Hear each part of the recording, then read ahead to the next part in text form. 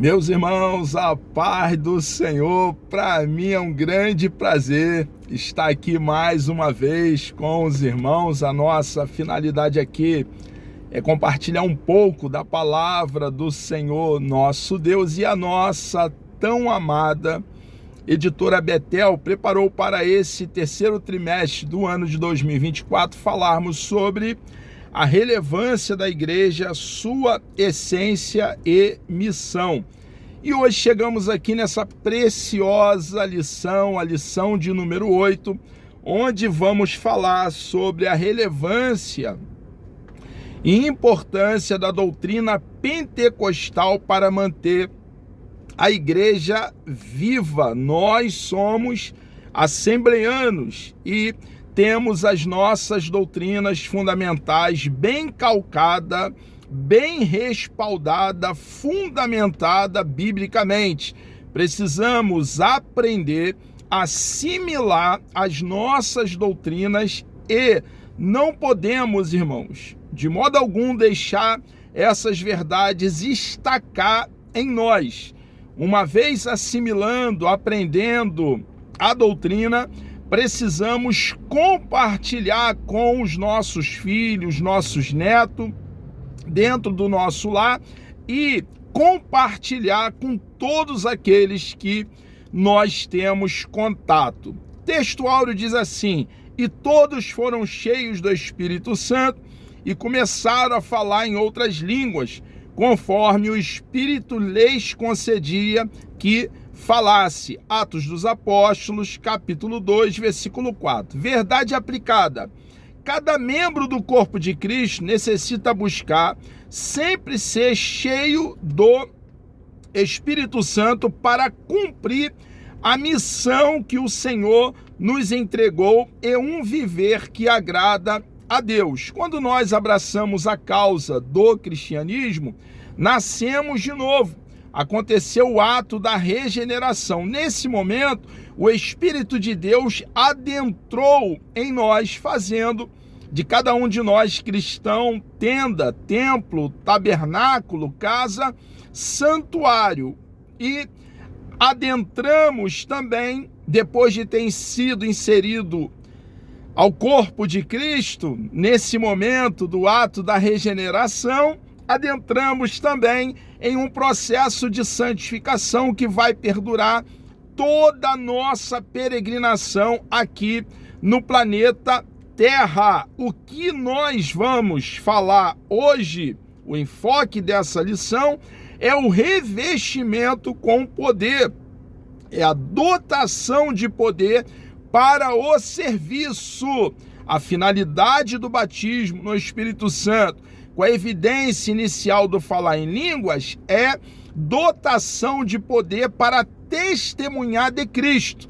Nós temos essa verdade registrada no livro de Atos dos Apóstolos, quando o apóstolo Pedro, cheio do poder de Deus, com dotação do alto, se coloca a proclamar o evangelho, as boas novas de salvação. Então, que fique bem claro, reitero para uma fixação da verdade, batismo no Espírito Santo, o que Lloyd Jones chama de a segunda benção, é para testemunharmos com mais eficácia da verdade de Deus, do evangelho que nos feriu. Nós, irmãos, que fomos alcançados pela graça de Deus mediante a fé, precisamos, nós que vivemos em novidade de vida, anunciar as boas novas do reino, pregar vida eterna, salvação unicamente na pessoa bendita de nosso Senhor Jesus Cristo. O objetivo da lição são 3: corrigir os erros doutrinários sobre o batismo no Espírito Santo, expor também sobre o Pentecoste, verdadeiramente bíblico, e assegurar a identidade pentecostal da igreja.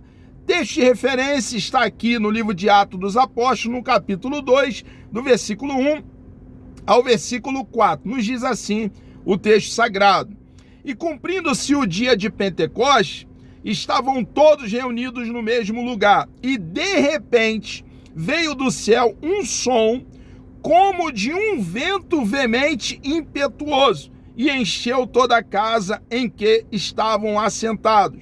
E foram vistas por eles línguas repartidas como que de fogo, as quais pousaram sobre cada um deles.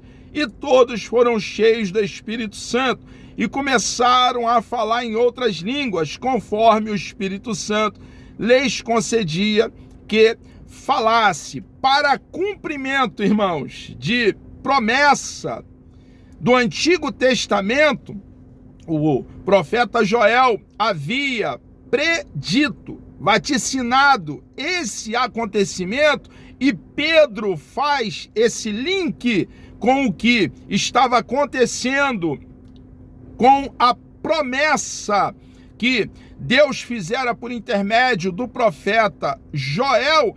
Esse acontecimento nós observamos, irmãos, que acontece também em Atos capítulo 8, quando Filipe ali desce a Samaria e prega o evangelho. Foi necessário que os apóstolos ali estivesse para, impondo as mãos, eles que haviam crido em Cristo, já tinham o Espírito Santo, porque já eram cristãos, recebesse a dotação de poder para testemunhar a respeito do evangelho. E houve uma manifestação externa, está claro em Atos capítulo 8, ao ponto de quererem comprar o dom de Deus, o dom que não pode ser comprado. Essa manifestação também acontece em Atos capítulo 10, dentro da casa de Cornélio. Não havia ali pessoas de várias nacionalidades dentro da casa de Cornélio. Havia Cornélio e a sua família, os seus, e uma vez eles crendo em Jesus de todo o coração, eles tinham o Espírito de Deus, e mesmo tendo o Espírito de Deus, o que acontece na regeneração, quando nascemos de novo, somos inseridos ao corpo de Cristo e adentramos ao processo de santificação, o Espírito de Deus desceu sobre eles, eles foram batizados no Espírito Santo, e houve, irmãos, ali também, assim como em Atos capítulo 2, Atos capítulo 8, ali também no capítulo 10, a manifestação inicial do falar em línguas. Atos capítulo 19, Paulo chega na cidade de Éfeso, e lá também já havia cristãos que tinham o Espírito de Deus. Paulo ensina sobre o revestimento de poder, com a evidência inicial do falar em línguas, e aqueles irmãos que até então não tinham conhecimento sobre o batismo no Espírito Santo, com a evidência inicial do falar em línguas, uma vez tomando ensinamento, sendo doutrinado sobre essa verdade bíblica, também são batizados no Espírito Santo e começam então a falar em línguas. Essa verdade, irmãos, do batismo com o Espírito Santo, com a evidência inicial do falar em línguas, está muito bem fundamentada biblicamente. É uma lição preciosa, e nós, irmãos, que cremos na atualidade dos dons espirituais, nas ferramentas que o nosso Deus disponibilizou, enquanto nós, a igreja, estivermos aqui na face da terra, precisamos anunciar as verdades que nos alcançaram a todos aqueles que estão em redor de nós e que nós temos contato. Veremos nesta lição alguns aspectos que compõem os fundamentos da teologia pentecostal clássica, quais a crença na atualidade do batismo com o Espírito Santo, com a evidência inicial do falar em línguas, a crença na atualidade dos dons espirituais. É muito importante anunciarmos essa verdade. É uma doutrina, quando falo que é doutrina, eu estou dizendo, irmãos, que não pode ser removido. Não há como recuar meio centímetro e aceitar falácias, engodo, engano. Cremos na atualidade dos dons espirituais e essa verdade está bem calcada, respaldada, fundamentada biblicamente. Perseverança também no caminho da santificação e fervor no serviço cristão, enquanto aguardamos a volta de Jesus Cristo. Cremos que a qualquer momento o nosso Jesus vai nos arrancar aqui dessa terra para estarmos com Ele por toda a eternidade, o que acontecerá em um tempo que não pode ser dividido, como está ali registrado na primeira carta aos Coríntios, no capítulo 15, no versículo 52. Num momento, no grego fala de um tempo que não pode ser dividido, e estaremos, irmãos, para sempre com aquele que nos resgatou, nos salvou, nos redimiu, nos comprou para Ele mesmo. O Pentecoste bíblico, desde o Antigo Testamento, é possível atestarmos que o derramamento do Espírito Santo é um aspecto do plano divino para o seu povo. Está claro em Isaías, capítulo 44, versículo 3, capítulo 59, versículo 19 ao versículo 21, Joel também, capítulo 2, do versículo 28 ao 29, e Cristo também, irmãos, fala sobre o batismo no Espírito Santo como sendo a promessa do Pai. Esse registro está em Atos dos Apóstolos, capítulo 1, versículo 4. O cumprimento se deu no dia de Pentecoste, Atos capítulo 2. Desde então a igreja tem vivido de forma abundante a experiência pentecostal. Então, essa experiência, irmãos, de dotação de poder do alto, só quem pode promover avivamento é Deus. Observe que ali, reunido naquele cenáculo, havia aproximadamente 120 irmãos. O que eles faziam? Oravam, choravam, perseveravam e aguardavam a promessa que Deus havia prometido. Eles não tinham poder para promover avivamento. Eles, tudo o que podiam fazer era aguardar até que do alto, irmãos, fogo aceso pelo homem é fogo estranho. O fogo de Deus vem do alto, vem do céu. O fogo de Deus vem de Deus e faz uma obra grande em nossas vidas. E com o coração aquecido e a alma inflamada, devemos então cumprir aqui no planeta Terra a nossa missão.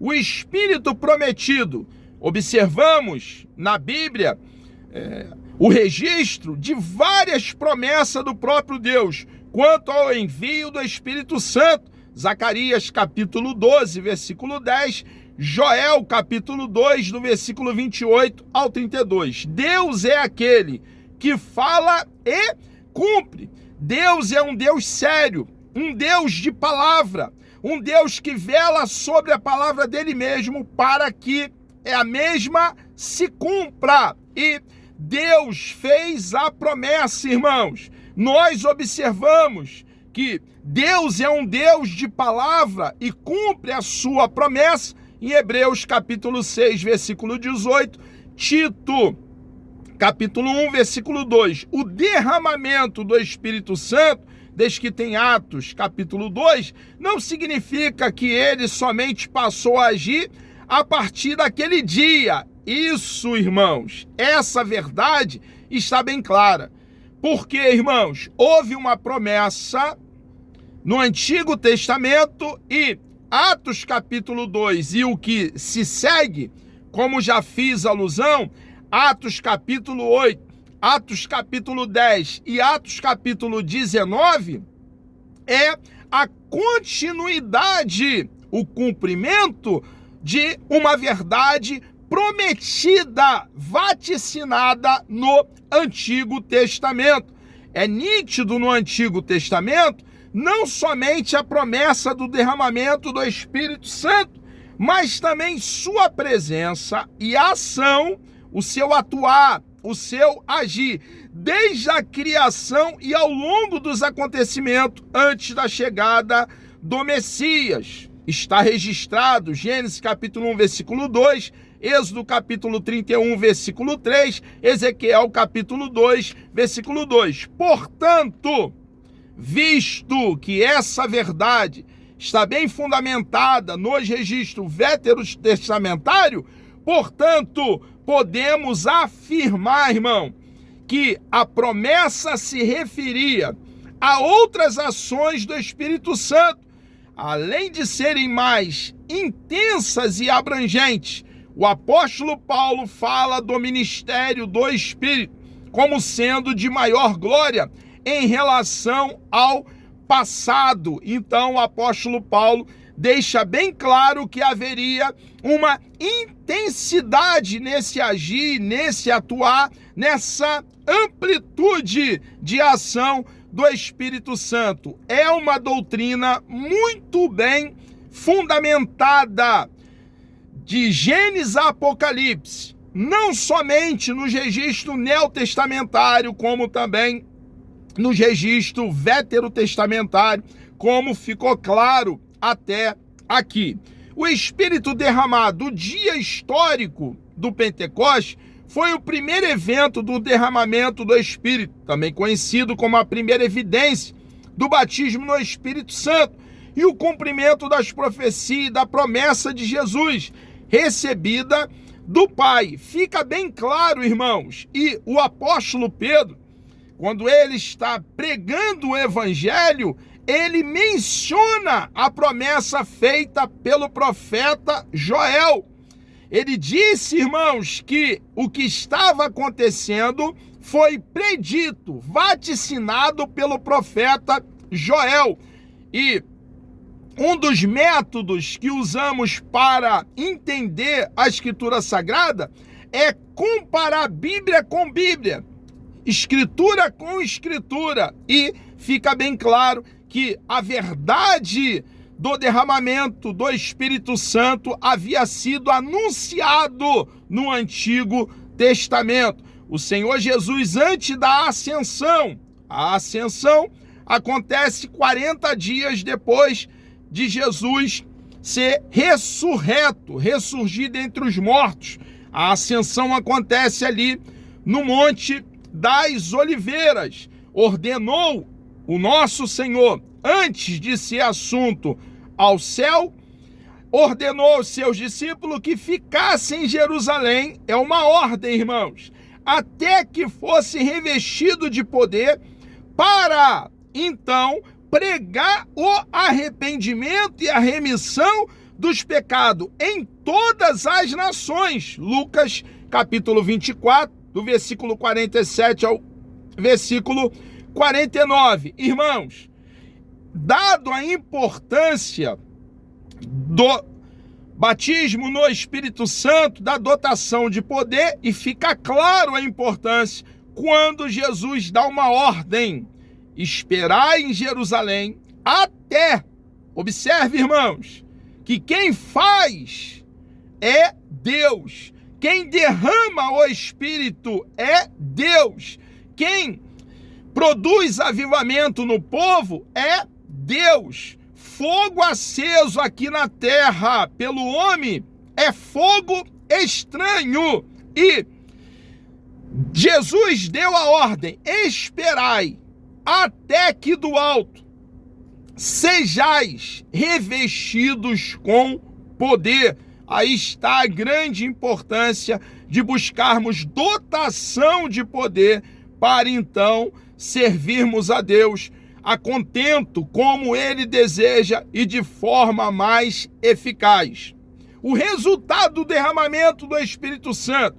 Quando lemos sobre o resultado, precisamos estar atentos para não nos determos apenas ao falar em outras línguas. O falar em outras línguas fica claro, biblicamente, que é a evidência inicial. Porém, o escopo, a finalidade, o objetivo do batismo no Espírito Santo, como já tenho reiterado diversas vezes, é testemunhar da verdade que nos feriu, pois biblicamente o derramamento do Espírito não resulta somente ao que acontece em um determinado momento, mas, como lemos nos registros de Lucas e nas epístolas, acarreta outras consequências, além do falar em outras línguas. Maior dinamismo, nos tornamos militantes, atuantes na obra de Deus. Ousadia foi o que vemos ali no apóstolo Pedro, depois da descida do Espírito Santo. Intrepidez no anúncio da palavra de Deus, edificação espiritual na vida do discípulo de Cristo, maior dedicação à oração e intercessão, poder no combate contra as forças do mal e capacitação para ajudarmos uns aos outros no corpo de Cristo. Irmãos, é de grande importância estimularmos, ensinarmos, doutrinarmos, irmãos, os nossos irmãos que ainda não foram batizados no Espírito Santo, com a evidência inicial do falar em línguas, a buscar a promessa que Deus fizera.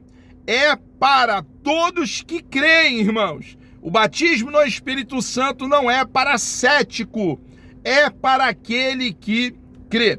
A identidade pentecostal da igreja. Precisamos manter a identidade pentecostal da igreja de acordo com o padrão bíblico. O nosso foco nesse tópico será trabalhar sobre o batismo no Espírito Santo, dons espirituais e a atualidade dos dons. Então fica bem claro para nós, irmãos, que o batismo no Espírito Santo está muito bem fundamentado biblicamente. Já vimos no tópico anterior que as Escrituras revelam e registram a diversidade de ações do Espírito Santo em diversos momentos ao longo do tempo. Este tópico está enfatizando mais uma ação do Espírito Santo. Qual? O revestimento de poder visando a capacitação dos discípulos de Cristo para o serviço e testemunho. Os dons espirituais também. Os dons espirituais são dotações e capacitações sobrenaturais, irmãos. Sobrenaturais que o Senhor Jesus, por intermédio do Espírito Santo, outorga à sua igreja, visando a expansão universal da sua obra e a edificação dos santos. A atualidade dos dons espirituais é uma realidade bíblica que jamais será removida.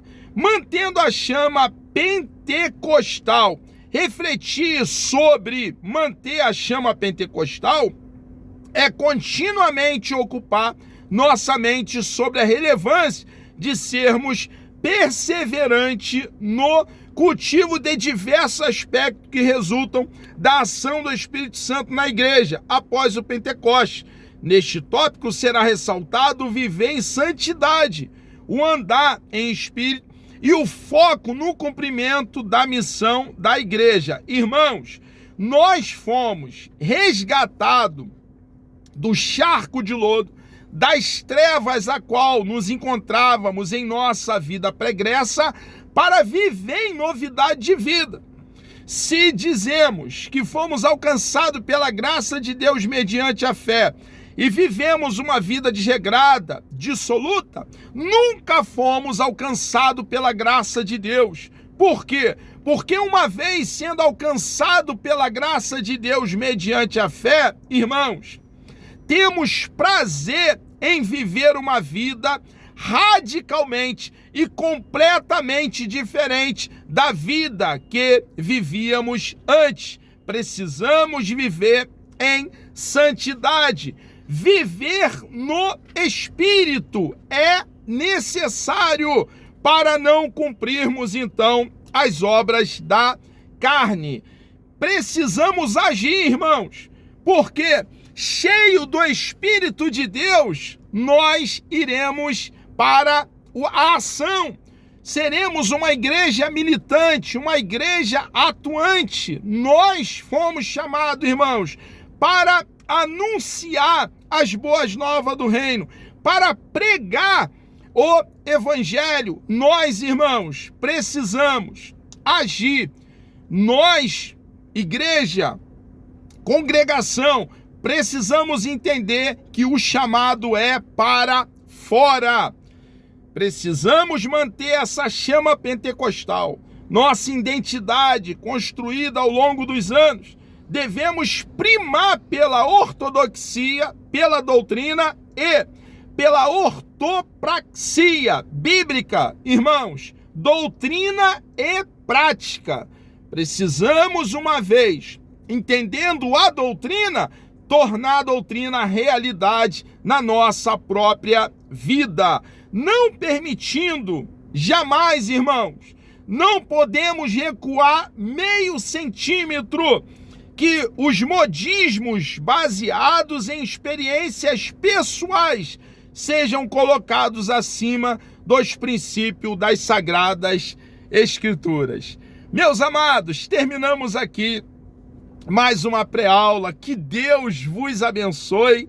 Querendo o nosso amado e bondoso Deus, Deus me dando vida até lá. Na próxima pré-aula, aula de número 9, iremos falar sobre a importância e a relevância da contribuição para a pregação, crescimento e desenvolvimento da igreja. Vamos orar? Deus bendito, nós louvamos e engrandecemos o teu santo e precioso nome. Muito obrigado, meu Deus, por essa oportunidade que o Senhor nos concedeu de aqui estarmos para falarmos do teu grande e imenso amor.